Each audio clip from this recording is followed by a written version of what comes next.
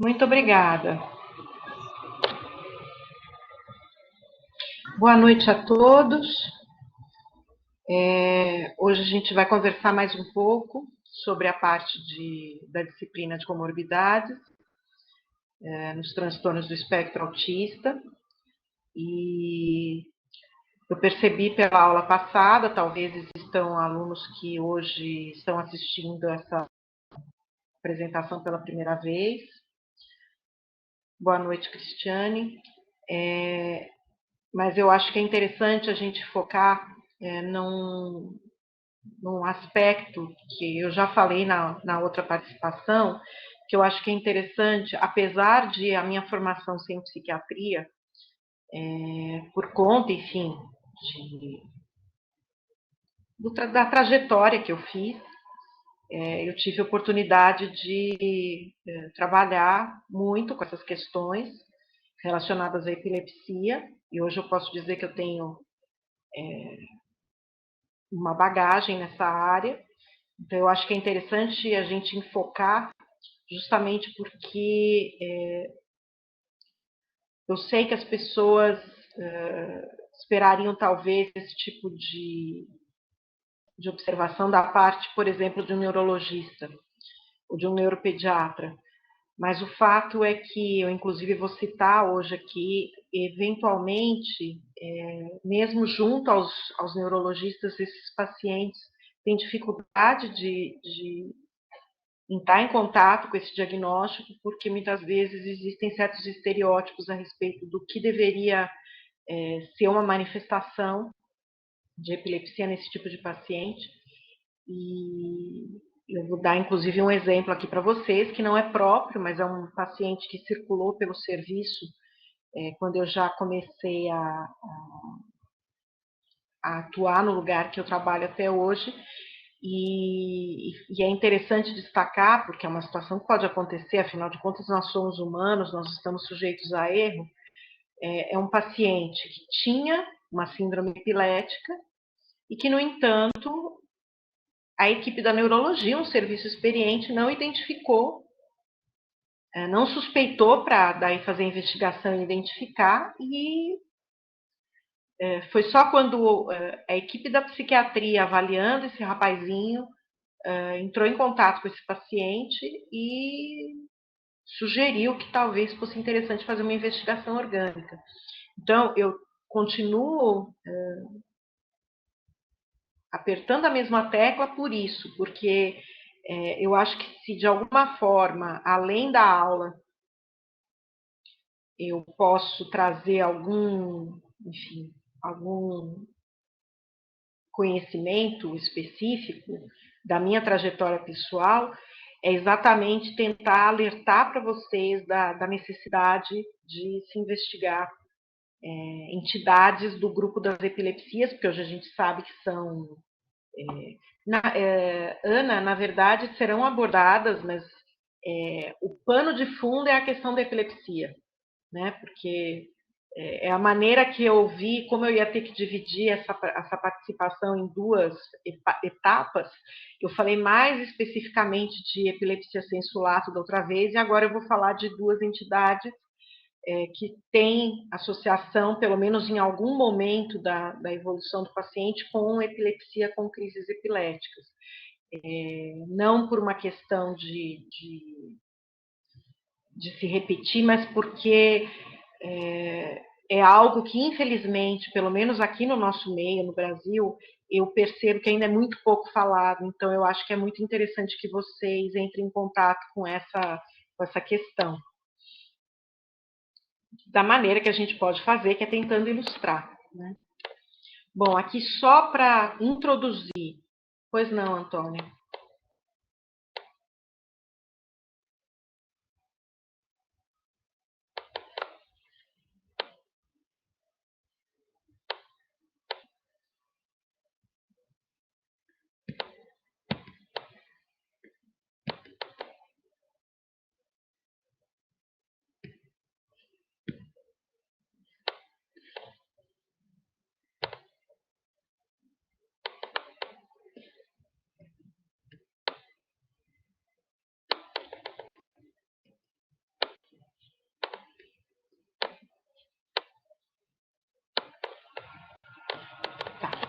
achei que tinha mais alguma pergunta. Esses primeiros slides, eles estão se repetindo, principalmente porque talvez pode ter algum dos alunos que não participou da apresentação ao vivo, e acho que é legal a gente pontuar para iniciar. Então, quando a gente fala aqui sobre comorbidades nos transtornos do espectro autista, a gente está falando sobre a coexistência de pelo menos mais uma doença, podem ser mais do que isso, não precisa ser uma única doença coexistindo, mas uma ou mais comorbidades, uma ou mais enfermidades, transtornos, enfim, coexistindo no mesmo indivíduo. E aí eu tinha dado um exemplo clínico, né, estritamente clínico, de obesidade, hipertensão arterial e diabetes tipo 2, e um outro especificamente da nossa área de psiquiatria da infância e adolescência, que é o transtorno de déficit de atenção e hiperatividade, que tem uma alta comorbidade com dislexia, né? Alguma coisa que é tão importante que, em geral, quando se vai ler a respeito, ou vai se procurar um capítulo de livro-texto, ou se ouve falar que vai haver uma aula sobre isso, dificilmente não é citada essa comorbidade com a dislexia, que é um transtorno do desenvolvimento das habilidades escolares. Por que a comorbidade é importante, né? Ela tem sido sobrevalorizada em muitas situações, então, muitas condições que, na verdade, deveriam ser chamadas de características. Sim, Vera, deficiência intelectual, pela nomenclatura atual, ela pode ser considerada uma comorbidade, era justamente disso que eu ia falar. Eu sou do tempo, idade falando, eu sou do tempo que algumas características a gente não considerava comorbidade. Então, por exemplo, pelas classificações anteriores, você dizia, é um espectro autista com deficiência intelectual. E isso, na verdade, estava embutido num diagnóstico só. Por quê? Porque a grande maioria dos espectros autistas vão ter deficiência intelectual associada. Então, era caracterizado apenas como uma manifestação frequente, né, sintomatologia frequente, se a gente podia chamar assim, era considerado parte da apresentação sindrômica. Hoje em dia, eu acho que a gente, inclusive, foi para o outro lado do pêndulo, porque tudo virou comorbidade. Então, o que teoricamente seria uma sintomatologia em tempos anteriores, passa-se a chamar tudo de comorbidade. Então, você tem o TEA, né, você tem o espectro autista, você tem uma comorbidade com deficiência intelectual, você tem uma comorbidade com hiperatividade e déficit de atenção, e o que, por exemplo, eu entendia e ainda entendo como manifestações do mesmo quadro, né?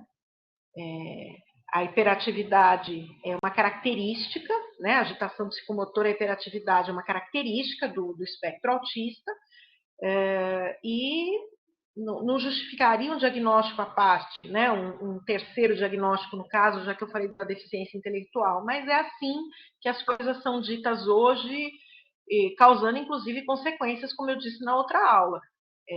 Você pode até querer chamar de comorbidade a agitação psicomotora, a hiperatividade desse paciente com espectro autista, nessas novas nomenclaturas.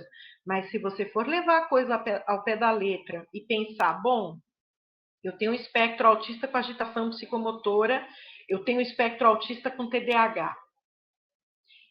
Se eu sair prescrevendo primeira opção medicamentosa para esse suposto TDAH no espectro autista, eu corro mais o risco desse paciente ter uma piora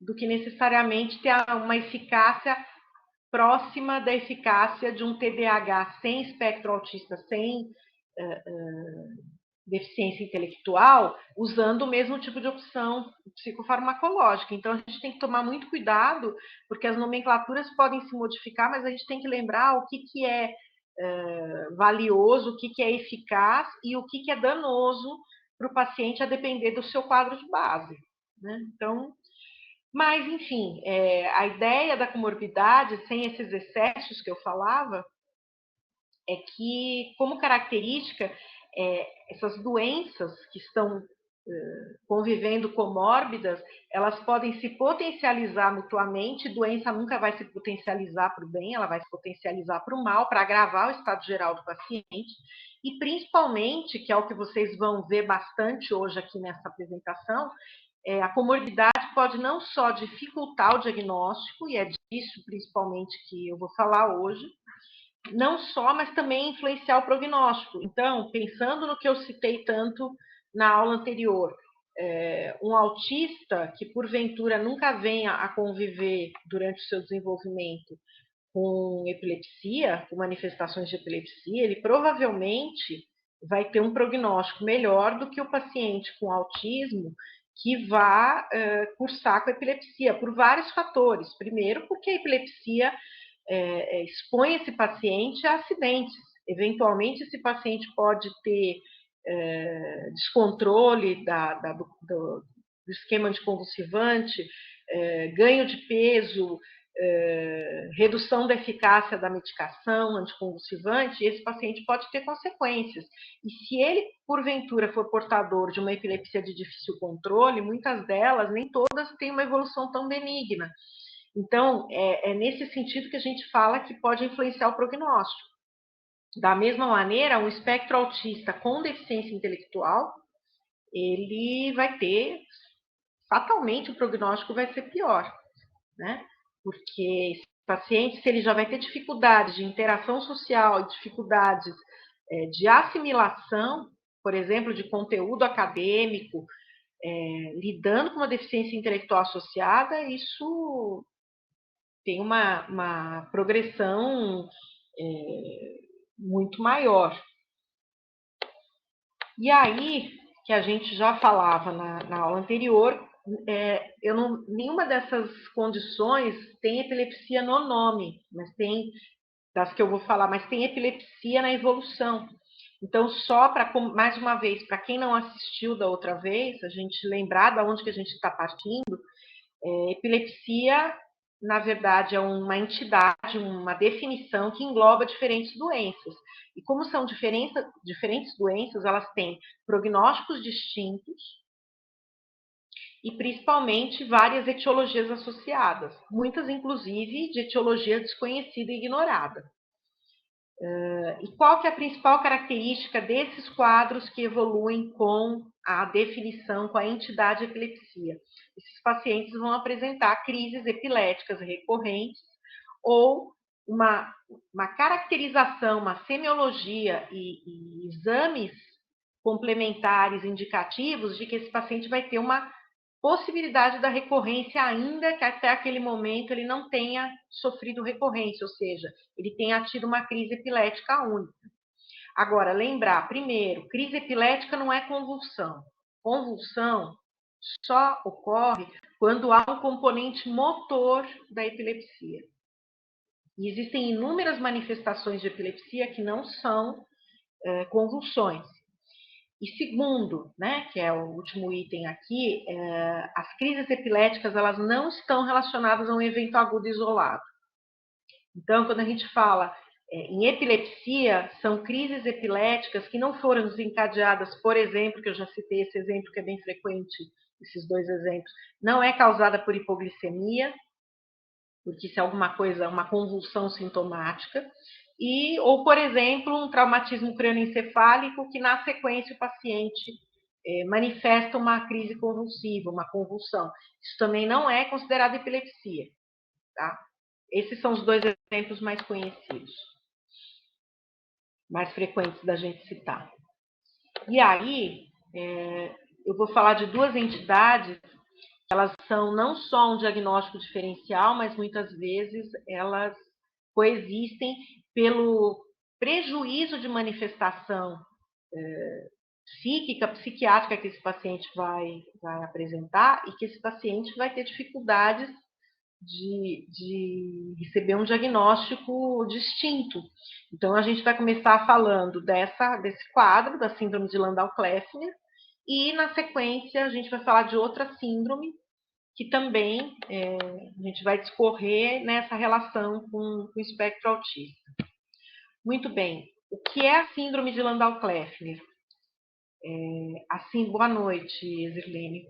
A síndrome de Landau-Kleffner, ela é uma síndrome, ou seja, ela é um conjunto de sinais e sintomas, e ela é uma síndrome que cursa também com epilepsia em algum momento da sua evolução. E aí, qual que é a tríade que a gente costuma lembrar quando fala de Landau-Kleffner? Ela é uma tríade de afasia, ou seja, prejuízo no desenvolvimento da linguagem, e no caso desses pacientes especificamente, é uma afasia porque é uma linguagem que havia sido adquirida e que se perde, ou que sofre um prejuízo gigantesco, né, significativo. Além dessa afasia adquirida, isso é importante aqui na nossa descrição, porque tem importância também na investigação, a partir, inclusive, da anamnese. Então, isso tudo, eu sempre falo, não interessa qual vai ser o nível de tecnologia que a gente vai obter, que a gente vai desenvolver daqui a alguns anos, a anamnese, a coleta das informações, de todos os tipos, as características, a periodicidade, a instalação, a velocidade da instalação, história prévia, né, história pregressa daquele indivíduo, como é que era o desempenho prévio daquele indivíduo, o comportamento prévio, isso tudo sempre vai ser valioso. Inclusive porque muitas investigações mais recentes, né, o tipo de tecnologia que a gente pode utilizar hoje para investigar, ela pode ser valiosa, ela pode ser essencial, mas tudo que é novo é caro. E a gente tem que tomar o cuidado para não onerar o paciente ou sua família, no caso da nossa população, com uma investigação que pode ser absolutamente desnecessária se a gente der a devida atenção para os dados de história que invalidam certos gastos com certas investigações, né? Então, por exemplo, existem exames genéticos mais recentes que são muito interessantes para investigação de etiologia associada, por exemplo, no nosso caso, ao espectro autista ou à deficiência intelectual, e inclusive a outras entidades que nada têm a ver com a psiquiatria da infância.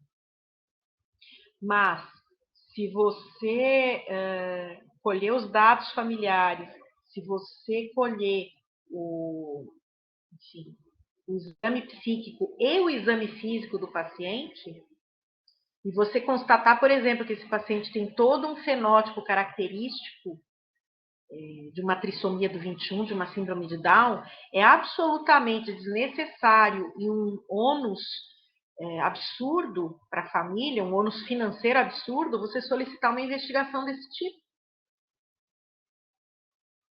Porque esse paciente, ele não precisa fazer essa investigação, ele precisa de um cariótipo. Um cariótipo simples com um bandeamento G. Né? Então, esse paciente com Landau-Kleffner, ele vai ter afasia, vai ter, não obrigatoriamente todo o tempo, mas vai ter manifestações de epilepsia e vai ter anormalidades ao eletroencefalograma. Então, são investigações que a gente realiza e que vão cursar com essas manifestações. Só reparem que, por que eu estou dizendo isso para vocês? Se chegar uma criança para avaliação e que a mãe disser, olha, ele começou a falar e ele começou a falar atrasado e ele piorou a fala, se a gente não pensar nessa entidade, nessa possibilidade, a gente não investiga e não entra no rol das possibilidades de diagnóstico. Então, é importante por isso, porque é um diagnóstico que é possível, não é uma síndrome frequente, vocês estão lendo aí no slide, é uma forma rara, mas para o paciente que porventura seja portador dessa síndrome, conviva com essa síndrome, é essencial que nós, os profissionais que vamos entrevistá-los, que vamos avaliá-los, que vamos observá-los e que vamos acompanhá-los, é essencial que a gente cogite essa possibilidade, mesmo que seja para descartar. E aí, justamente, como é uma afasia adquirida, é uma afasia em que o paciente tinha um desempenho, um desenvolvimento, uma evolução prévia absolutamente normal. Então, se a gente for imaginar dentro do espectro autista, dentro das entidades anteriores que eram descritas e que a CID-10 e o DSM-4 não vão mais ser utilizadas, lembra muito a manifestação, a apresentação, a de um transtorno desintegrativo, ou seja, aquele paciente que tem um período de pelo menos 2 anos de desenvolvimento normal, para após regredir, e caracteristicamente nesse quadro, regredir principalmente a linguagem adquirida. E que só pela história e só pela avaliação é muito possível da gente olhar e falar, é um transtorno desintegrativo. Mas qual que é a principal característica do transtorno desintegrativo da demência de Heller? A necessidade de que se faça uma investigação etiológica. Porque se havia um desenvolvimento normal que estacionou, que regrediu, a gente tem que investigar.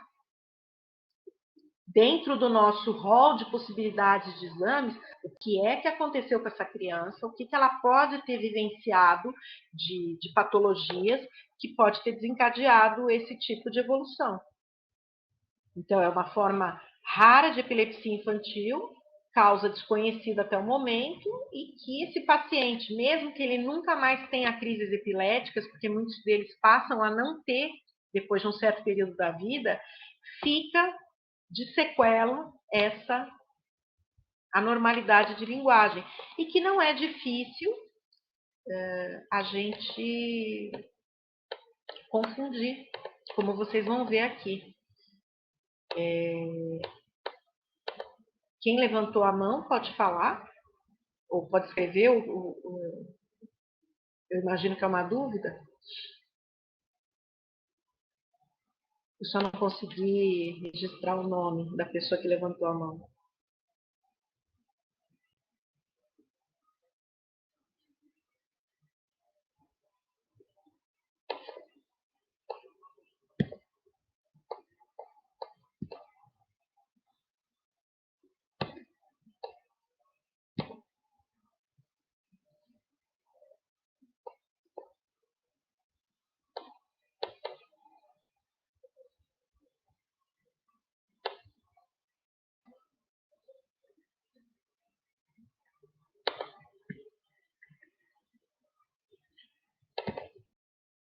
Bom, vou continuar.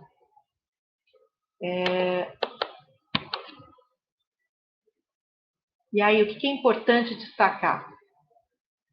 Para nós, né, pelo menos para mim, que sou psiquiatra, essa informação a respeito do quadro clínico é muito tranquilo da gente coletar. Então, o problema não é ter acesso a informações para identificar a possibilidade de ser esse tipo de diagnóstico nesses pacientes que muitos de nós convivem. O mais importante é a gente ter essa possibilidade em mente. Por quê? Porque se é um Landau-Kleffner, depois vai ser necessariamente o psiquiatra que vai acompanhar, não necessariamente, principalmente do ponto de vista do manejo da epilepsia. Mas se a gente não cogitar, muitas vezes o neurologista não vai cogitar, e eu vou explicar daqui a pouco por quê. Então, a principal característica desses pacientes é diminuir a habilidade não só de falar, de utilizar a linguagem falada, mas também de compreender. Então, às vezes, é uma afasia de compreensão. Não é necessariamente uma afasia da produção verbal. E esses pacientes têm esse histórico de serem previamente sadios, ou seja, desenvolvimento absolutamente dentro do esperado, para a sua faixa etária, para o seu contexto sociocultural, para a sua etnia, enfim. E, em geral, essas manifestações da síndrome vão se instalar entre os 4 e os 7 anos de idade. Então, imagine um indivíduo que antes era completamente dentro do esperado, dentro da normalidade, chega até 4 a 7 anos de idade e passa a não conseguir, muitas vezes, nem mesmo entender o próprio nome, se comportar como surda, e essa questão do se comportar como surda é muito interessante, porque é uma das descrições inaugurais do espectro autista, quando ainda estava sendo descrito na década de 40 pelo Kanner e os outros autores. Então, assim, se falava, o paciente age como surdo. E é por isso que há tanta, se miscui tanto um quadro no outro. Pode agir como se fosse surdo, porque vai ter não só a questão do prejuízo da linguagem, da compreensão e da emissão da linguagem, mas também dificuldade de reconhecer sons habituais do seu ambiente. Claro que existem alguns casos que vão evoluir com uma recuperação da linguagem posterior. É o tipo de paciente que você encaminha para terapia fonoaudiológica, enfim. Mas mesmo quando as manifestações ligadas às alterações eletroencefalográficas e à epilepsia propriamente dita arrefecem, muitos desses pacientes vão evoluir com graves dificuldades de comunicação. E eu não estou exagerando quando eu digo que provavelmente muitos deles vão passar desapercebidos e vão receber o diagnóstico espectro autista pela sua manifestação clínica, pela sua manifestação comportamental, sem nunca ter tido acesso a esse diagnóstico. Inclusive num país como o nosso, em que é frequente que os pacientes tenham dificuldade de acesso à avaliação especializada e fiquem à mercê, que é, infelizmente, ainda muito característico no nosso país. E aí essa deterioração da linguagem, que vai se instalar com a instalação do quadro da síndrome, claro, nós somos, eu sempre falo, todos nós somos macacos que desenvolveram uma linguagem, e essa linguagem ela é essencial, mas também existe em função do comportamento social. Se essa linguagem piora, regride, não se instala, a nossa interação social vai ser comprometida. Nós somos indivíduos que, diferente de outras espécies, a gente não depende do feromônio para identificar, ou do olfato para identificar se há uma hostilidade, se há uma ameaça ou se há um interesse na interação. Não, a gente depende, entre outras coisas, da linguagem. E aí, se essa linguagem é prejudicada, a interação social também é prejudicada. E aí, o que vai acontecer? Regride as habilidades que esse indivíduo já havia adquirido. E eles, muitas vezes, oscilam de períodos de extrema apatia, se alternam com períodos de comportamento hiperativo. Agora, me digam, você olha para essa descrição, deterioração da linguagem, comprometimento da interação social, comportamento hiperativo. Com essa característica da regressão, a gente pensaria no diagnóstico do transtorno desintegrativo, mas ainda assim como parte do espectro autista, como parte dos antigos transtornos invasivos do desenvolvimento. Isso é a descrição, inclusive, da manifestação da síndrome de Landau-Kleffner. Muito bem. Então, o que vai ser característico, não só do ponto de vista clínico, como também laboratorial? Então, vai acontecer essa afasia ou agnosia, auditivo-verbal, porque, como eu disse, eles têm dificuldade, inclusive, de compreender e de reconhecer, a partir da instalação do quadro, esses signos verbais, né, signos da linguagem. E não é por uma questão de perda auditiva, nada disso. E aí, o que vai chamar a atenção nesses pacientes com Landau-Kleffner? Perante a questão verbal, o que ele possuía de habilidade de comunicação não verbal tende a ser preservado.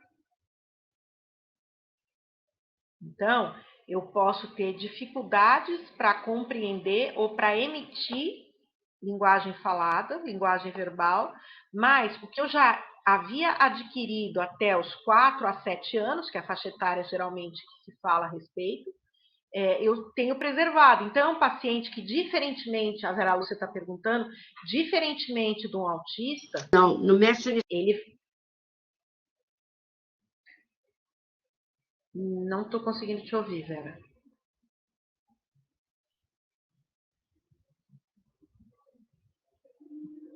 Não estou te ouvindo.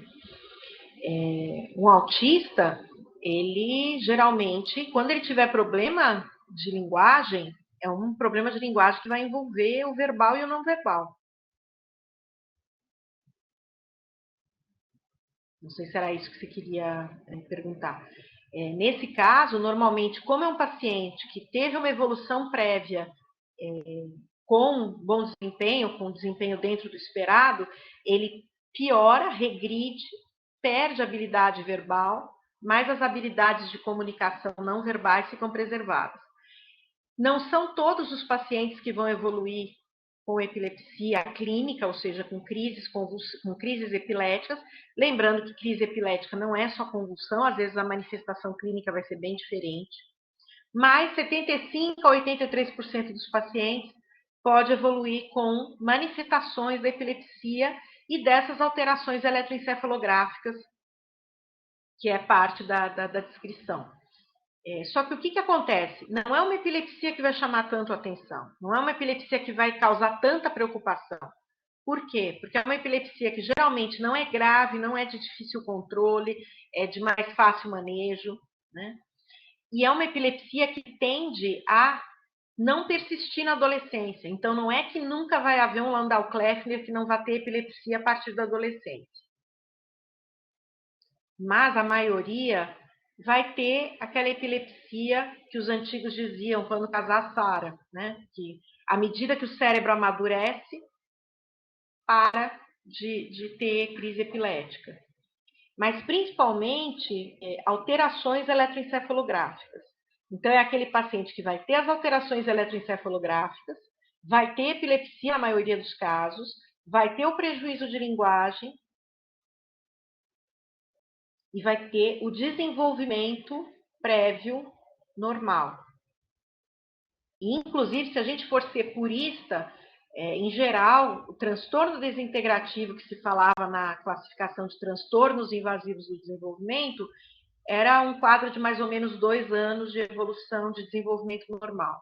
Esses pacientes, em geral, são pelo menos 4 anos. Mas me digam se a gente não vai olhar para um paciente desses. Esqueçam a epilepsia, a gente ainda não fez o diagnóstico de epilepsia. Mas com essa descrição de perda de habilidade verbal, de piora do comportamento, piora da socialização, passa por qualquer paciente psicótico dessa faixa etária infantil. E a gente tem que cogitar essas hipóteses, né? Então, a obrigação do médico é ser um guarda-chuva que procura, na medida do possível, identificar ou descartar outras entidades que possam conviver, que possam ser possibilidades para esse paciente. Agora, qual que é uma das dificuldades com relação a alterações eletroencefalográficas nesses pacientes? É difícil saber se as descargas e a disfasia, ou seja, a descarga e a piora da linguagem têm a mesma origem ou se são eventos independentes. Porque isso, quem trabalha com essa população e publica a respeito ainda não conseguiu chegar num consenso.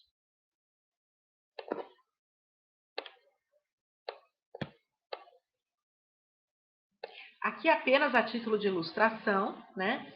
Então, é um eletroencefalograma. Não estranhem que os 2 exemplos que eu consegui trazer são fase de sono do eletroencefalograma. Isso não quer dizer que essas alterações vão existir só durante o sono, né? E não existe um quadro epilético característico da síndrome de Landau-Kleffner, tá? Mas aqui esse eletro é um eletroencefalograma durante o sono, a próxima imagem também, mas isso não quer dizer que é exclusivo, que as alterações eletroencefalográficas são exclusivas do período do sono. Então, aqui, o que a gente pode descrever é que há numerosos e difusos por todo o eletro, complexos ponta-onda com atividade de fundo normal, ou seja, a atividade de base é normal, mas tem esses numerosos difusos complexos ponta-onda no eletroencéfalo durante o sono. Veja, Roberta, o Angelman, ele é uma outra síndrome que também cursa com epilepsia. E realmente, você vai ter pacientes com síndrome de Angelman que têm uma epilepsia de mais fácil controle, de mais fácil manejo. Mas é muito variado. Uma coisa é fazer parte da síndrome a grande possibilidade de epilepsia. Outra coisa é ser obrigatória, não é obrigatória, mas é muito frequente. Da mesma maneira, esclerose tuberosa é uma comorbidade que tem uma alta prevalência de epilepsia associada, mas não é obrigatória. Então, em geral, quando a gente vai descrever esses quadros, quando você tem uma população daquela doença para descrever, você vai descrever, olha, tantos, por exemplo, vamos imaginar, síndrome de Down. Todos os pacientes vão ter alguma das alterações genéticas que se encontram, né? Pode ser translocação, pode ser trissomia simples, etc, etc. Mas não vão ser todos que vão ter cardiopatia. E por mais que a gente sempre lembre para o colega que está sendo ensinado, é muito frequente cardiopatia, 50% da síndrome de Down não vai ter cardiopatia. É muito frequente malformações de sistema gastrointestinal, sim, mas não é obrigatório. É muito frequente a presença de afecções da tireoide, alterações tireoidianas, sim, é muito frequente, mas não é obrigatório. E aí, nesse caso, quando você fala que além da síndrome de Angelman, ele também tinha uma paralisia cerebral, sei lá se ele estava tendo as crises epiléticas, a atividade epileptiforme, pela sequela da paralisia cerebral, que eu imagino, geralmente tem a ver com asfixia perinatal, ou se é da síndrome de Angelman. Você não vai ver síndrome de Angelman, a descrição, dizer que é só um tipo específico de epilepsia. Existe uma maior prevalência de quadros de epilepsia, mas não é obrigatório que seja essa ou aquela entidade do rol das crises epiléticas. E aqui nesse outro slide, vocês veem um outro eletroencefalograma de um outro paciente, também durante o sono, mas como eu disse, isso foi por sorteio, não é porque só no eletro do sono é que a gente vai ver essas anormalidades. E aqui um eletroencefalograma com múltiplas descargas na região frontotemporal à esquerda, nesse eletroencefalograma durante o sono. Então, lembrem-se que na outra aula eu mencionei, nunca é demais fazer investigação, descartar a epilepsia ou diagnosticar a epilepsia. Por mais que seja uma população que, em função do seu quadro comportamental, muitas vezes é muito difícil você fazer o diagnóstico, porque muitas vezes é difícil você realizar o exame com esse paciente. Mas, diferentemente do que eu mencionei agora há pouco, que existem alguns exames genéticos extremamente onerosos nesse momento, e que são absolutamente desnecessários se você tem um perfil fenotípico de uma trissomia do 21. Por outro lado, em espectro autista, fazer investigação de epilepsia é essencial, porque é muito provável que você vai atirar e acertar. Mesmo que não seja no primeiro exame, em algum momento da vida é uma porcentagem muito grande, né? Como grupo, sem levar em consideração o grau de comprometimento, se há deficiência intelectual ou não, se há histórico familiar ou não, você pode ter desde 10% de epilepsia no antigo Asperger, no autismo leve, até 70% nos antigos transtornos desintegrativos, no autismo grave. Então, nunca é demais. Nosso maior papel é conversar com a família, mostrar da necessidade desse tipo de investigação ser realizada. Porque a primeira vez que acontece uma torada para fazer o exame, a mãe volta desmotivada, ela não quer voltar a passar por isso. E o que a gente tem que fazer é ilustrar, explicar, contar da necessidade que isso pode ter um peso muito grande para esse paciente. E aí, aqui, para a gente terminar com a parte do Landau-Kleffner, aqui é uma citação de um artigo Vocês vão dizer, é um artigo já antigo? É um artigo já antigo. Mas é a respeito de um paciente, eu cheguei a atender durante um tempo esse paciente, ele foi descrito pela então residente, que cuidava dele na enfermaria, pelo Dr. Francisco e pela responsável pelo serviço de neurofisiologia, que fez a investigação complementar, né, o estudo eletroencefalográfico. Esse artigo foi publicado na Arquivos de Neuropsiquiatria, uma publicação nacional, e era a respeito de um rapaz que tinha um desenvolvimento neuropsicomotor normal até os 3 anos de idade, e que passou, no caso desse rapazinho, ele começou primeiro a ter crises epiléticas, para evoluir na sequência com distúrbios de comportamento e deterioração da linguagem. Só que o que acontece? Como que esse paciente veio parar na psiquiatria? No serviço que eu trabalho. Ele primeiro, justamente como ele tinha crises epiléticas, ele primeiro passou em avaliação com neurologia. E a neurologia infantil, serviço terciário, serviço de alta complexidade, começou a acompanhar da epilepsia, fez o diagnóstico, começou a tratar da epilepsia e falou, bom, esse comportamento, essas alterações de comportamento, essas dificuldades, tem que mandar para o psiquiatra. E aí foi na psiquiatria com esse paciente internado, porque o nível, o grau de agressividade, de agitação desse paciente era absurdo, então ele precisou permanecer internado para ajustar a medicação, enfim, para prosseguir com a investigação. Foi durante a internação na psiquiatria que foi constatado o diagnóstico de Landau-Kleffner, porque isso não havia sido aventado pela neurologia infantil. Não aqui para julgar, nem para criticar, mas para vocês terem uma ideia de que o que impediu. O artigo na íntegra, eu vou tentar ver para vocês, daqui a pouco qualquer coisa eu passo para... Quando vocês estiverem me fazendo só as perguntas e eu acabar esses slides, eu passo para a Rochelle, tá? Vou procurar aqui, vou mandar por WhatsApp para ela. E qual que é a principal preocupação? Então, o que limitou? Ele passou por um serviço de alta complexidade de neurologia, o diagnóstico não foi cogitado, foi num serviço de psiquiatria de alta complexidade, né, que ele foi identificado. O que limitou? Se ambos eram serviços conceituados de alta complexidade, que tinham acesso à investigação complementar adequada. É o maldito efeituá-lo. Por quê? Eu não diagnostico aquilo que eu não conheço, ou aquilo que eu não fui treinado a cogitar. Porque, na verdade, o que o médico faz o tempo todo é descartar ou confirmar causas mais frequentes. Mas o tempo todo ele tem que também ter, no seu rol de opções, lembrar de outras coisas que são mais raras. Porque senão ele vai deixar de identificar pacientes que precisam.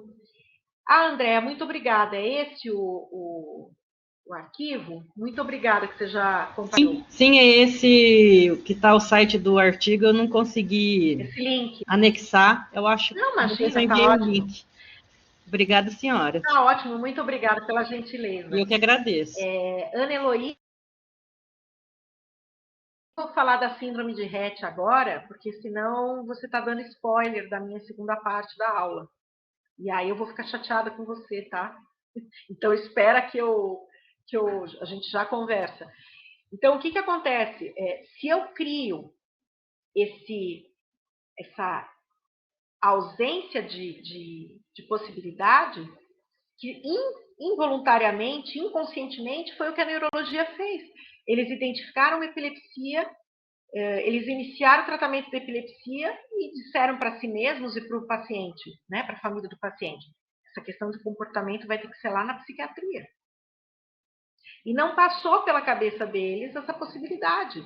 Porque se tem alguém que deveria estar aqui falando de Landau-Kleffner para vocês, seria um neurologista. Mas essa relação com essas alterações de comportamento, que como eu descrevi para vocês, lembra tanto a descrição de uma característica de espectro autista, como é que faz? Se a gente não cogitar, a gente não identifica. Que é a mesma coisa, vou dar um exemplo que não tem nada a ver, mas para vocês fazerem analogia. Eu posso pegar um paciente que já vinha em acompanhamento em outro serviço e, de repente, ele tem um espectro autista. Ou qualquer outra alteração, uma deficiência intelectual, enfim, algum quadro psiquiátrico qualquer. Eu posso ver que aquele paciente está acima do peso, tá? Ele é obeso. Eu posso cogitar que esse paciente está obeso ou é obeso por um erro alimentar do núcleo familiar, por efeito adverso do aumento do apetite das medicações utilizadas para controlar determinados sintomas que ele tem ali cursando associado por causa da deficiência intelectual ou do espectro autista, mas pode ser que ele tenha uma obesidade porque ele é um Prader-Willi. Eu vou sair pedindo exame de Prader-Willi para todo mundo? Não. Mas, se na minha cabeça eu não cogitar essa possibilidade também, eu não identifico. Porque a identificação, ou seja, o diagnóstico, o reconhecimento, exige que eu conheça todas essas outras possibilidades. E se a minha cabeça não funcionar assim enquanto médico, eu não consigo ajudar o paciente.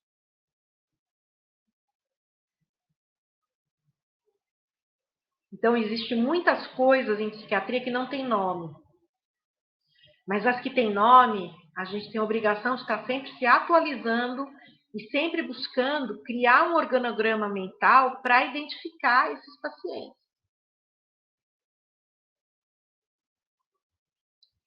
Na verdade, esse paciente, a partir do diagnóstico do Landau-Kleffner, eu estou falando desse exemplo específico que foi apresentado nesse artigo. Ele foi descartado o diagnóstico de autismo, no caso dele. Até porque, na verdade, ele não seria nem um autismo, né? Ele seria um transtorno desintegrativo pela nomenclatura. Não sei se vocês já viram essas figuras em que fica se miscuindo o diagnóstico, por exemplo, de TEA, de deficiência intelectual, de Landau-Kleffner. Existem algumas figuras assim, eu não coloquei aqui para não despender tanto tempo mostrando slide e a gente ter mais tempo para conversar. Mas ele poderia ser um autista também. Mas à medida que ele teve a epilepsia tratada e teve a evolução da linguagem, né, por conta da evolução da doença, como eu peguei ele um pouco mais velho, quando essa residente deixou de ser residente no serviço e esse paciente acabou vindo para o meu ambulatório, ele não tinha critérios nem para um autismo mais velho. Né?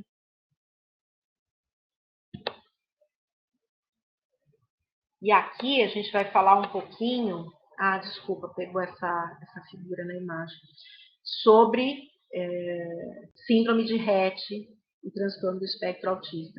Lembrar que lá atrás, antes de se haver diagnosticado, identificado qual era a alteração genética que os pacientes com síndrome de Rett sofrem, né, possuem essa alteração, era considerado uma manifestação do espectro autista, uma manifestação dos transtornos, que era assim que se chamava na época, dos transtornos invasivos do desenvolvimento, que eu achava o nome péssimo, porque a tradução não seria transtorno invasivo, a tradução seria transtorno abrangente.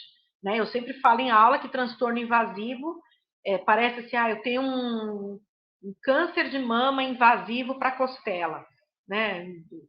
A tradução do pervasivo não fica muito interessante a gente falar em invasivo. Seria melhor falar em abrangente, abrange várias áreas do desenvolvimento. Mas, hoje em dia, desde que se identificou qual era a alteração que esses pacientes apresentavam ao exame genético, excluíram esse quadro nas classificações diagnósticas do espectro autista, dos transtornos invasivos, ou seja, professor Francisco, que chefia esse curso, costuma brincar que o dia que se descobrir a causa de todas as doenças mentais, de todas as doenças psiquiátricas, a psiquiatria acaba, não porque o psiquiatra não vai ser necessário, mas porque todo mundo vai engolir as entidades que hoje a gente identifica e trata. Mas, enfim. Vocês vão reparar, assim como no caso da síndrome de Landau-Kleffner, são síndromes de descrição relativamente recente, né? Uma da década de 50 e essa da década de 60, em que esse autor, esse pesquisador, identificou uma deterioração neuromotora em crianças do sexo feminino, com um quadro clínico bastante singular, que foi acompanhado por altos níveis de amônia aos exames de sangue. Só é importante lembrar do seguinte: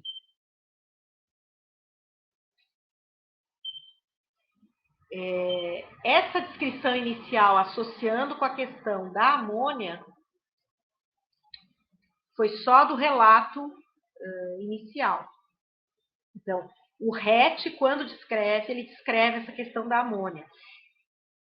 Essa elevação dos níveis de amônia não persistiu depois. Ou seja, as próximas publicações em que eram descritas crianças absolutamente parte desse quadro, dessa característica semiológica, elas não tinham essa relação com a amônia.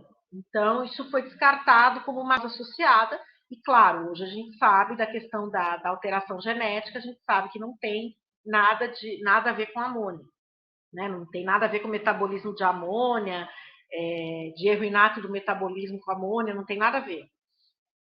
Mas é uma condição, apesar de ser extremamente grave, de prognóstico extremamente reservado, é bastante rara. Então, assim, ela em geral, né, claro que é uma prevalência estimada, justamente em função da sua raridade, ela tem uma descrição de 1 para 10 mil a 1 para 15 mil indivíduos do sexo feminino. Tá? Então, é realmente muito rara. Mas importante porque, é um dos últimos slides que eu vou colocar, porque, do ponto de vista de causas de deficiência múltipla, é das principais causas de deficiência múltipla em meninas. Por quê? Porque é muito mais provável a gente encontrar causas associadas, etiologias, principalmente genéticas, em meninos. Então, em geral, são os meninos os que têm esses diagnósticos genéticos associados. Então, entre as meninas, é uma importante causa genética de, enfim, deficiência múltipla.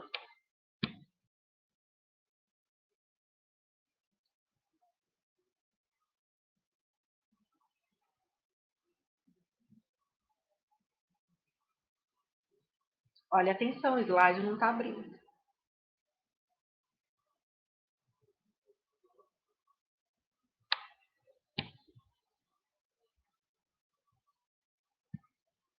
Vamos ver se agora abre. Abriu. Que susto, hein? Bom, e aí, quando começou a se descrever, aquela história parecida com a do autismo. Se descreve, se começa a identificar cada vez mais casos, se começa a ter um corpo de conhecimento a respeito, porque se acumulam dados a respeito desses casos, até que se consegue descrever uma entidade, que no caso foi batizada, recebeu o epônimo do nome do Andreas Rett, síndrome de Rett, e demorou muito tempo. Então, imagine, a descrição foi na década de 60, foi no final da década de 90 que se começou a identificar a mutação, de que gene que era mutado, qual que era o gene que sofria mutação, e que essa mutação ocorria nessas pacientes com síndrome de Rett. Então, esse gene MECP2, né, ou MECP2, como a gente costuma falar para facilitar, ele ocorre quase exclusivamente em meninas. Lembrar, antigamente, quando começou a se identificar esse gene nas meninas, e pela alta prevalência em meninas, se cogitou que era uma mutação, que era um gene alterado, que era uma mutação num ponto, numa situação tão grave, tão de risco, que os fetos do sexo masculino que nascessem com essa alteração não sobreviviam. Hoje, como a gente tem mais detalhado qual é essa mutação, é mais viável, mais popular se fazer esse exame, se percebeu que, na verdade, os meninos que possuem essa mutação costumam, inclusive, ter uma evolução completamente diferente.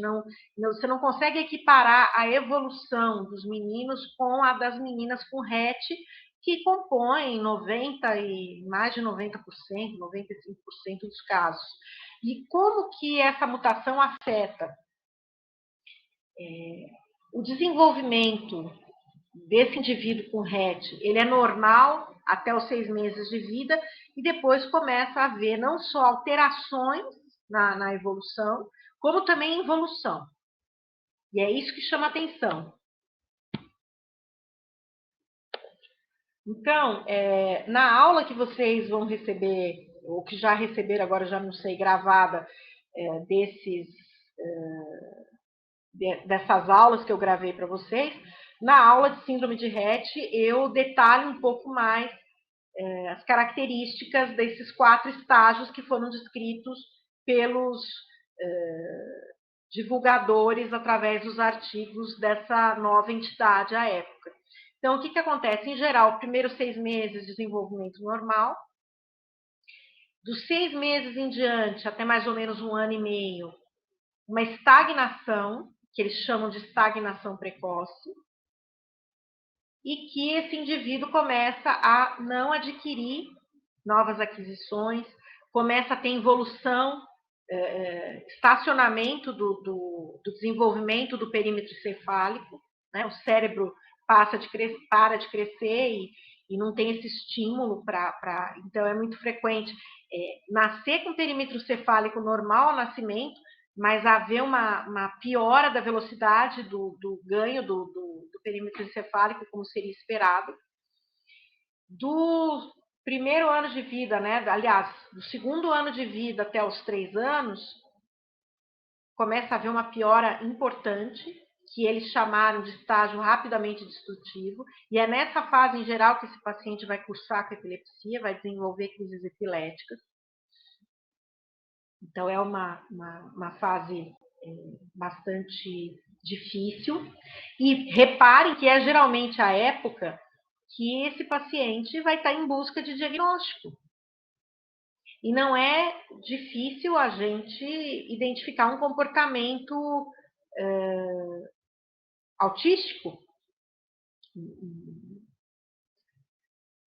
uma hipótese de autismo.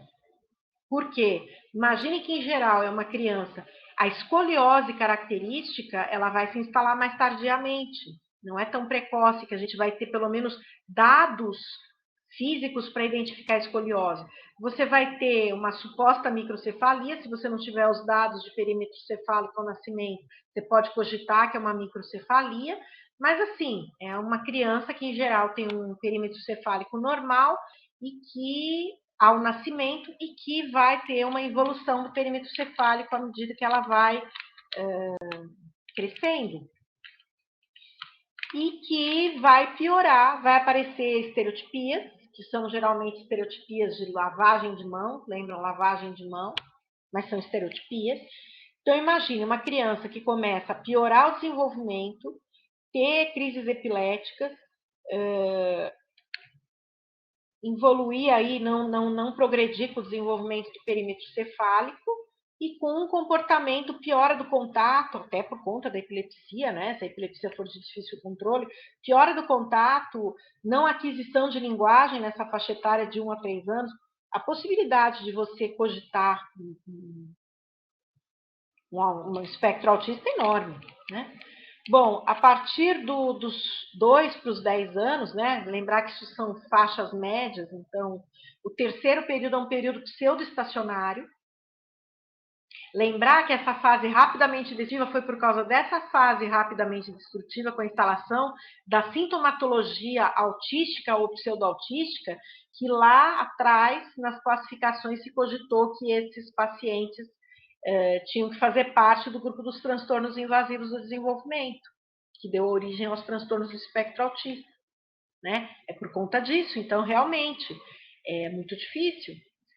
E aí, no período pseudoestacionário, em geral, a epilepsia melhora, Se não desaparecem as crises, melhora o controle dessas crises. E, inclusive, melhora o contato também.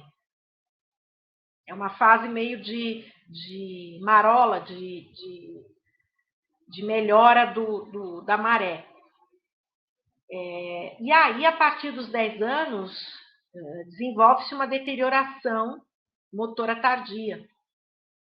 E muitos desses pacientes, inclusive, é que hoje em dia a gente tem muito o desenvolvimento dos sistemas de ventilação para, por exemplo, para a apneia do sono, para pacientes com apneia por outros motivos, gerou a tecnologia para você utilizar isso com esses pacientes, porque muitos desses pacientes nessa fase evoluem principalmente com dificuldades respiratórias, tanto pela questão da apneia que aparece, que não tem nada a ver com a apneia do sono, da evolução dessa deterioração neurológica, como também por piora ventilatória por causa da escoliose, que muitos desses pacientes evoluem com escoliose e acabam tendo dificuldade de manter uma dinâmica respiratória adequada. Então, isso, e lembrar, né? Não interessa só a coluna, não é só o desvio de coluna, é também a piora da musculatura, porque está havendo uma deterioração neurológica. Então, existe uma piora, inclusive, da musculatura estriada. Então, em todos os sentidos, esses pacientes, como vocês têm que lembrar que eu sou mais velha, em geral, o que se descrevia numa aula típica de síndrome de Rett? Que esses pacientes, em geral, eles iam morrer de complicações respiratórias, porque era uma época que você tinha menos desenvolvimento da fisioterapia respiratória, você tinha menos acervo de apetrechos, de instrumental para você trabalhar com esses pacientes com a questão da apneia. Então, muitos deles tinham dificuldades com relação à respiração. E era por aí. Né? Da mesma maneira que quando a gente fala de mucopolissacaridose, o grande problema com mucopolissacaridose é que eles começam a ter insuficiência cardíaca e insuficiência respiratória pela infiltração de mucopolissacaride na fibra cardíaca e na fibra do músculo estriado.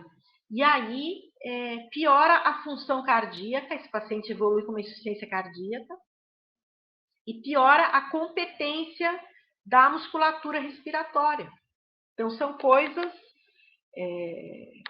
É só vocês lembrarem, quando a gente fala de poliomielite, dos pacientes que precisavam viver em pulmão de aço, porque perdiam, daí já por outro motivo, por uma causa neurológica periférica.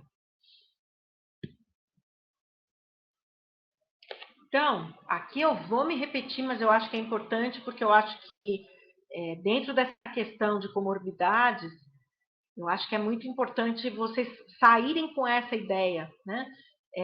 Há mais associação de quadros epiléticos, seja por síndromes desse tipo, não é mesmo?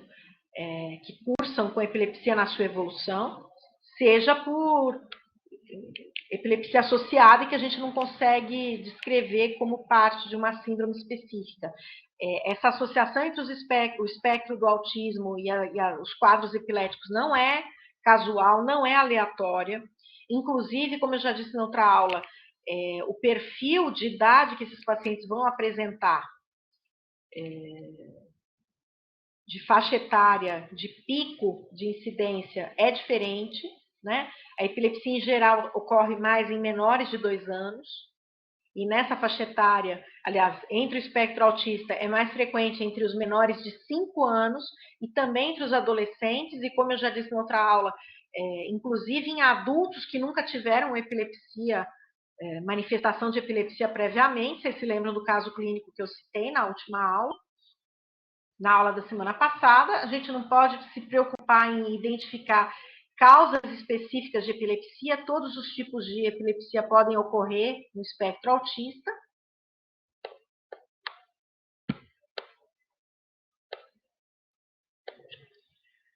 Mas o mais importante é que, ainda que a gente não consiga identificar qual é o tipo de epilepsia que esse paciente, como que essa epilepsia interfere, ou se tem uma associação, ou se são fenômenos independentes no autismo, ela não pode ser negligenciada e a gente não pode fazer efeito halo.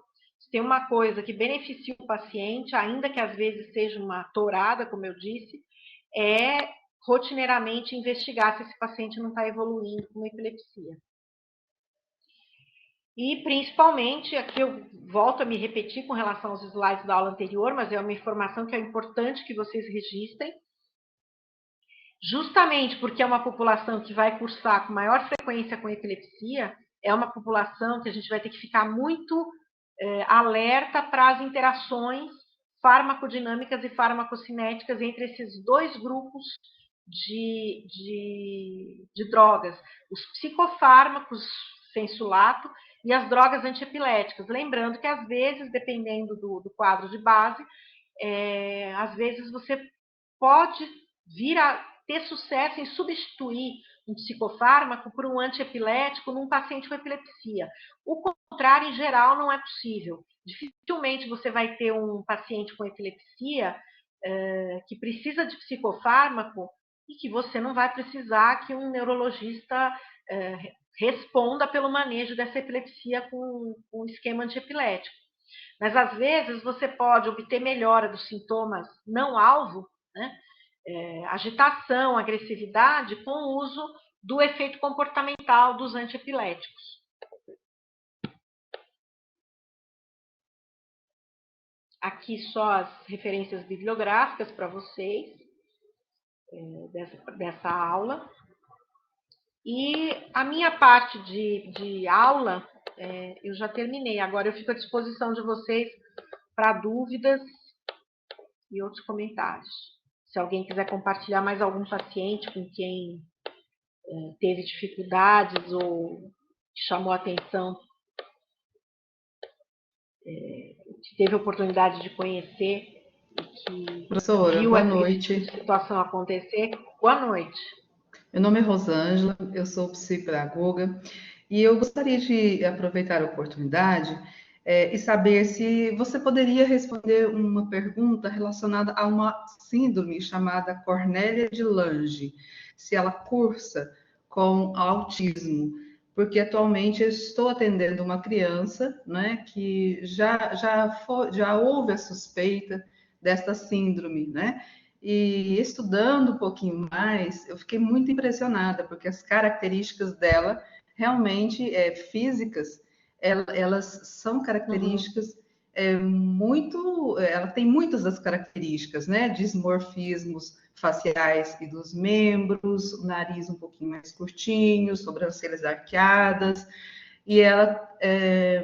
O desenvolvimento dela intelectual é muito lento, né? Então, ela está no 5º ano e não está alfabetizada. Então, ela veio para que eu pudesse auxiliar também neste processo. Eu estou conseguindo avanços significativos em 2 meses. No entanto, a partir do momento que eu consegui, né, alencar ali os dados, os históricos da criança, eu percebi que pode haver mais investigações a serem feitas, né? E hoje, escutando a sua aula e o que eu consegui, o pouco que eu consegui estudar Você sobre se essa lembrou da síndrome, paciente? eu lembrei da paciente e queria perguntar se cursa também com autismo. Então, lembra que eu estava falando durante a apresentação que não é obrigatório, mas existem alguns quadros que vão ter uma maior prevalência, ou seja, que nem eu falei dessa aula, Landau-Kleffner não é obrigatório que vá ter epilepsia, mas é frequente. O que é mais frequente na Cornélia de Lange é a deficiência intelectual. Certo. Inclusive porque eles, em geral, têm uma deficiência intelectual pronunciada e é muito frequente também a autoagressividade. Então, são pacientes que muitas vezes o manejo, seja o manejo comportamental, seja o manejo medicamentoso da autoagressividade, numa boa parcela desses pacientes com Cornélia de Lange é um negócio difícil. É o tipo de paciente que tira o sono da gente, porque eles realmente têm muita dificuldade. Agora, em sendo pacientes com uma deficiência mental, uma deficiência intelectual pronunciada, é possível, sim, evoluir com o espectro Certo. autista. Não é raro, não. Só não é obrigatório, O que é mais característico, por exemplo, lembra que eu falei do guarda-chuva que a gente faz na cabeça? O mais Sim. característico é pensar em Cornélia de Lange, aquelas características físicas, as sinofres, né, que quase faz uma sobrancelha única, que nem a do Monteiro Lobato, Isso, ela tem. a questão dos dismorfismos de membros, principalmente a deficiência intelectual importante e a autoagressividade importante. É o que Ela mais tem é o no, guarda-chuva que geralmente fica desses pacientes. nos pés, o dedinho do anelar, né, anelar, ele tem um tendão menor. Ela tem também esse detalhe nos pés.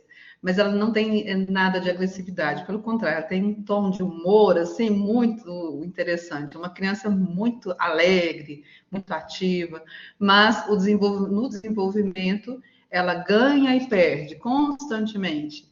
Né? Por enquanto, eu estou no processo em que eu percebo ganhos, mas há relatos da escola de que ela ganha e perde, há regressões.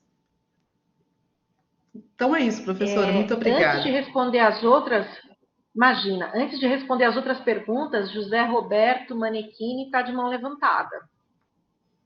Você quer me Oi, fazer alguma professora, boa pergunta, é noite. isso? Sim, Boa noite. são duas perguntas, na verdade, duas dúvidas.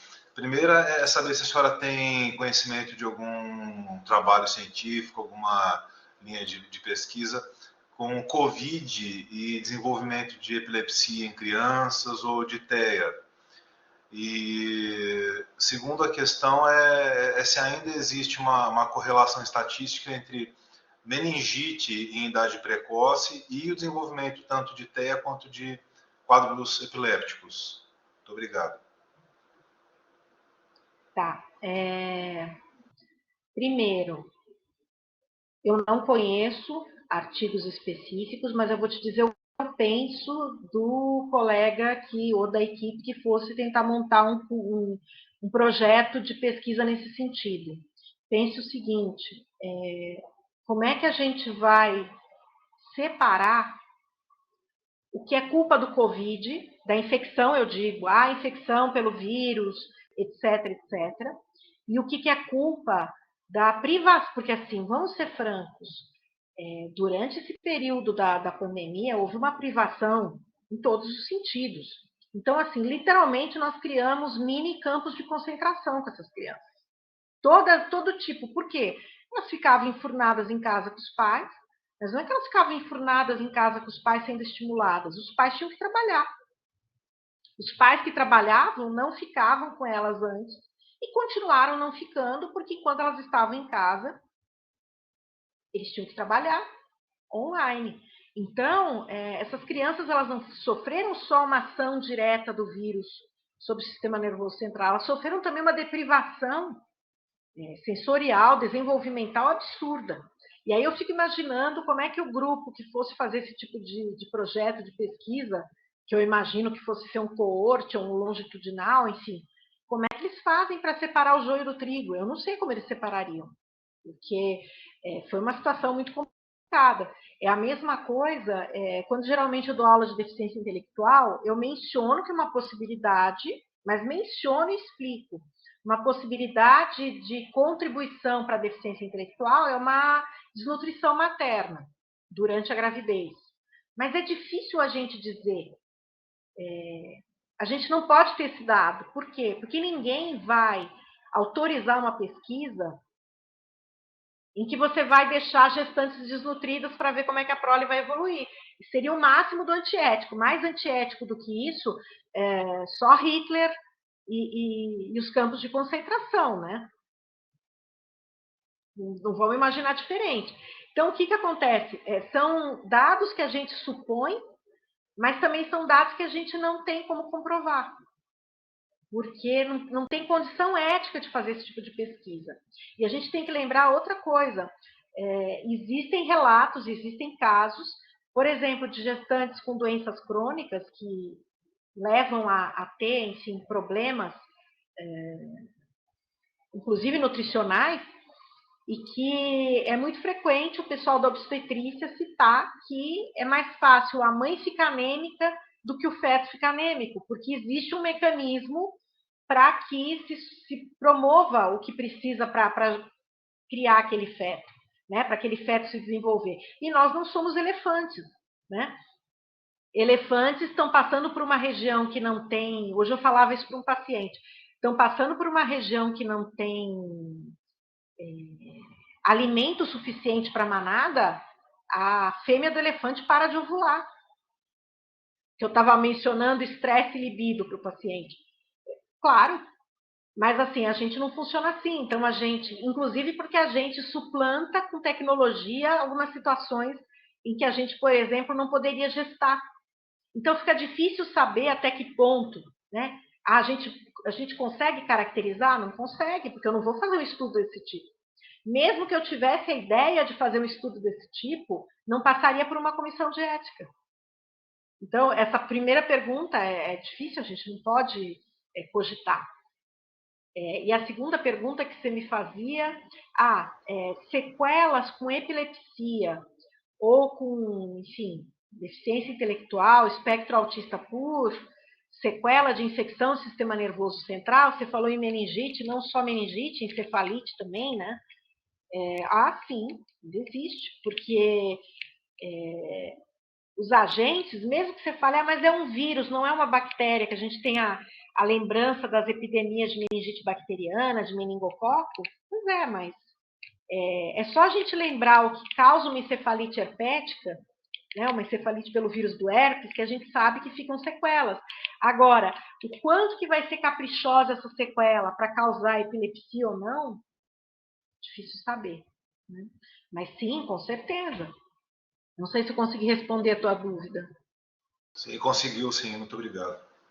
Ou eu te causei mais?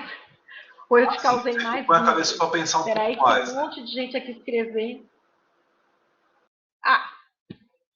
Mas é a ideia, né? Quem achar, eu aprendi tudo que eu tinha que saber, a ideia não é essa. A ideia é que vocês fiquem mais motivados, mais curiosos ou mais insatisfeitos para buscar mais informações, ou para não ficarem satisfeitos e esperarem mais informação da produção científica, né? Essa que é a ideia.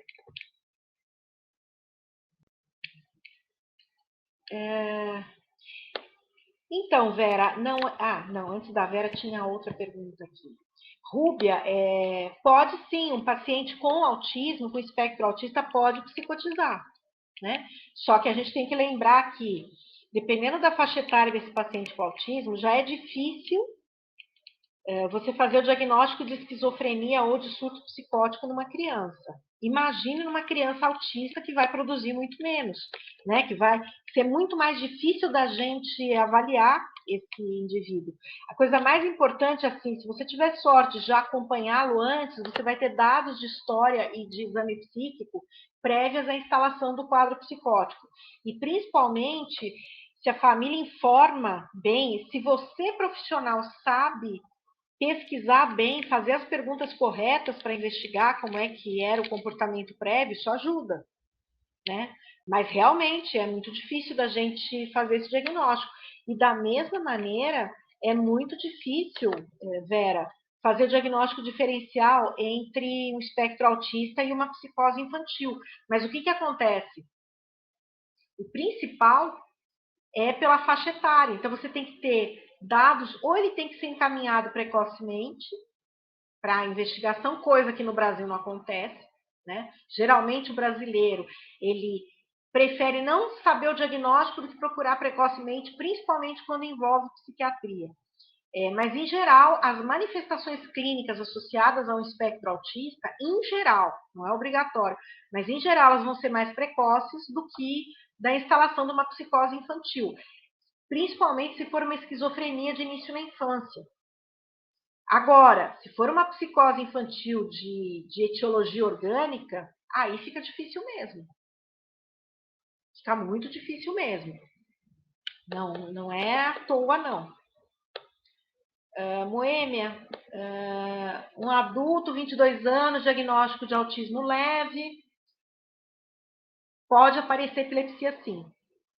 Hoje tem mais estudos mostrando, inclusive, que a tendência dos pesquisadores, dos estudiosos da área, lembra que eu falei que a faixa etária não é exatamente a mesma da epilepsia na epilepsia sensulato na infância. A epilepsia na infância geralmente acontece em menores de 2 anos, o pico de surgimento, e também na terceira idade, a grande faixa etária. Claro, existe epilepsia de início na adolescência, existe epilepsia mioclônica juvenil, existem outras entidades, mas como volume estatístico, é muito mais frequente epilepsia surgir menor de 2 anos e na terceira idade por etiologias diferentes, né, por causas diferentes. Mas nesse grupo do espectro autista, o que se encontra é uma maior incidência de epilepsia nos primeiros 5 anos de idade e depois puberal.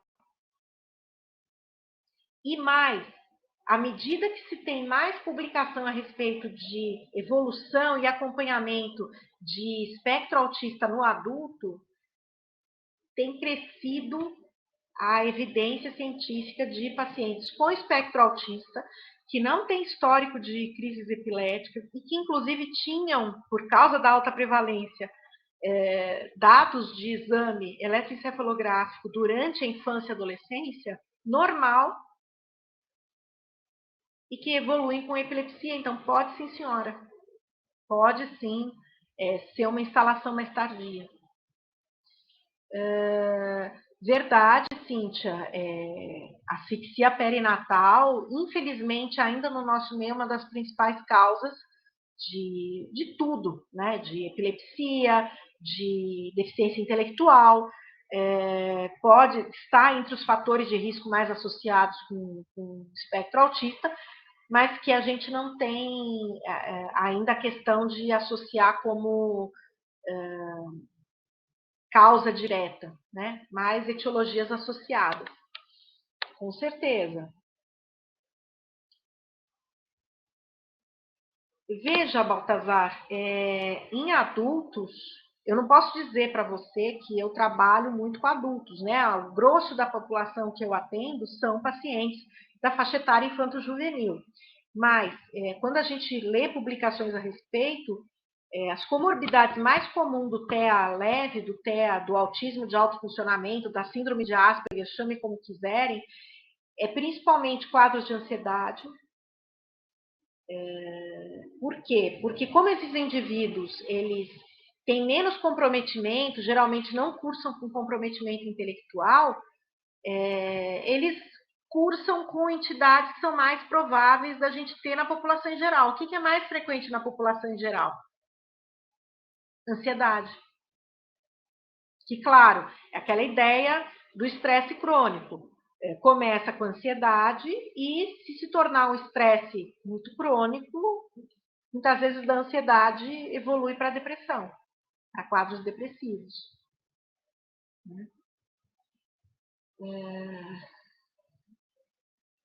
Inflamograma, Cíntia?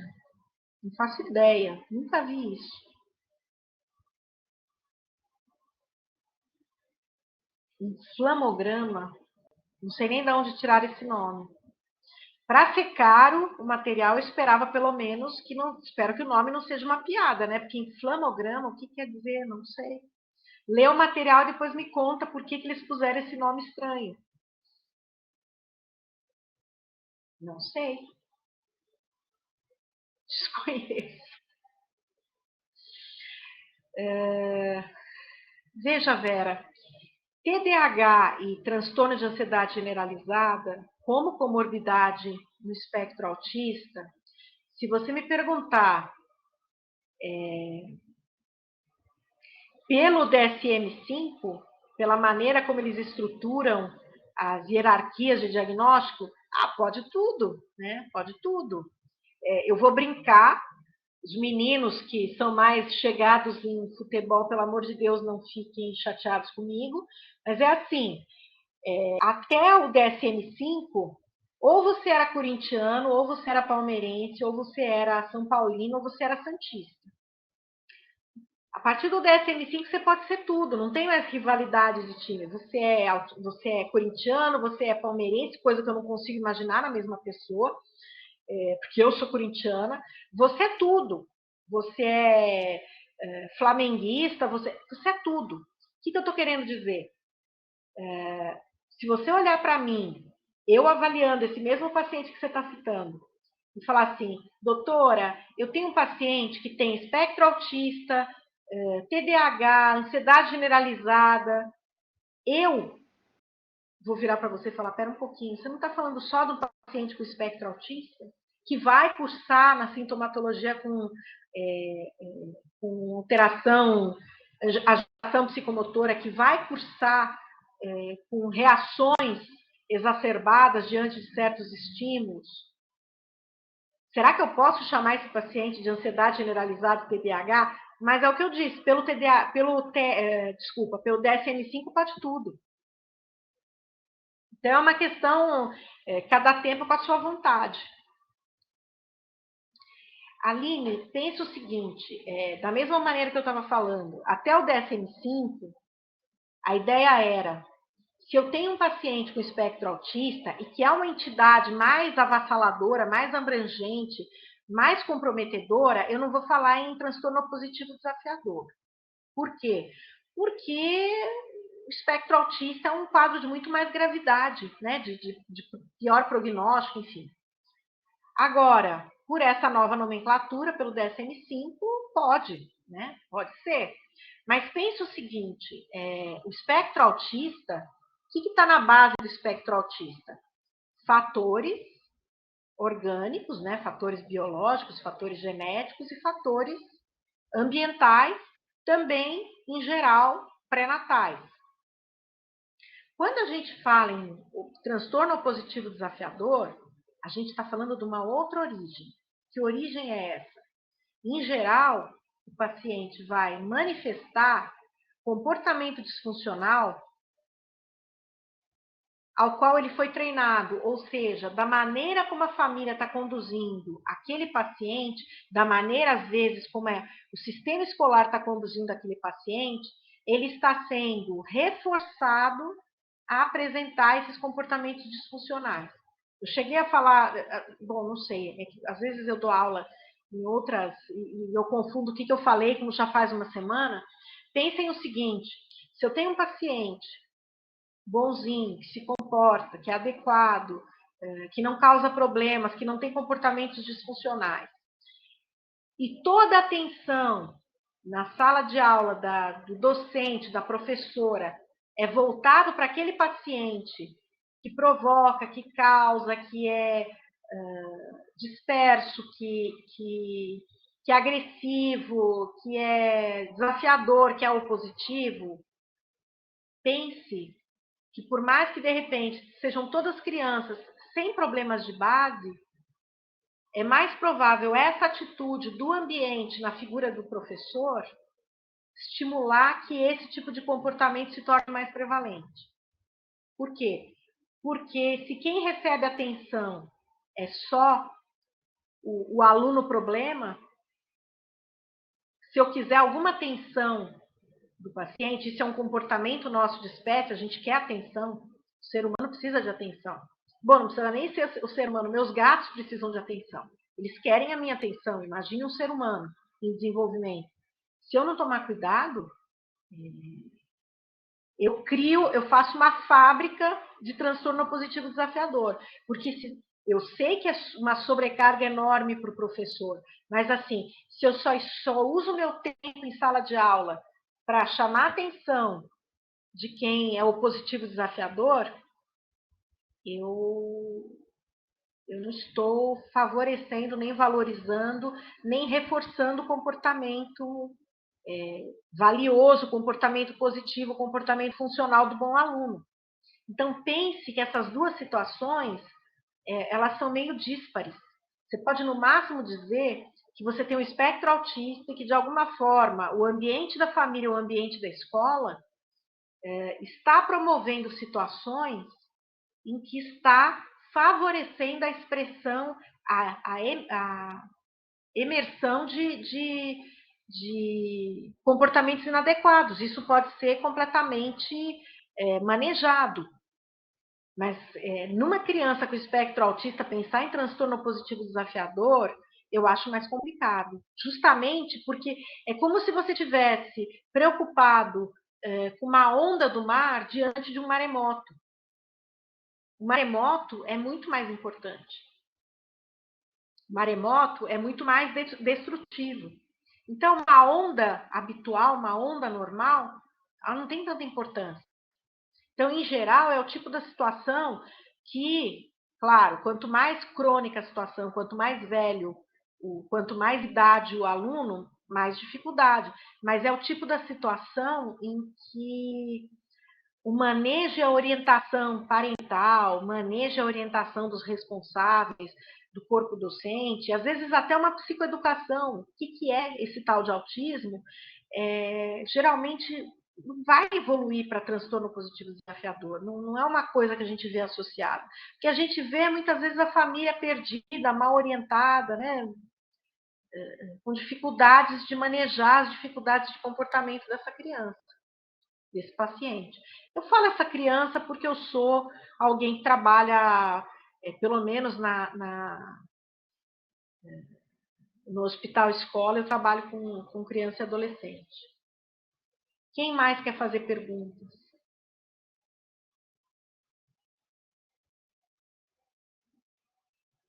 Como mais eu posso ajudar vocês? Será que eu esqueci de responder alguma coisa aqui de cima? Se eu esqueci, me desculpe, mas enquanto eu fiquei lendo os slides, né, acompanhando os slides que eu tinha enviado, eu tenho um pouco de dificuldade de manter meu raciocínio no que eu estou falando e prestar atenção nas mensagens, então vocês me desculpem.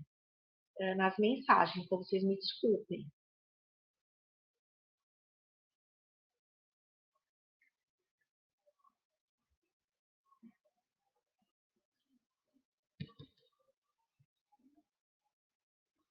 Ah, muito obrigada, Felipe.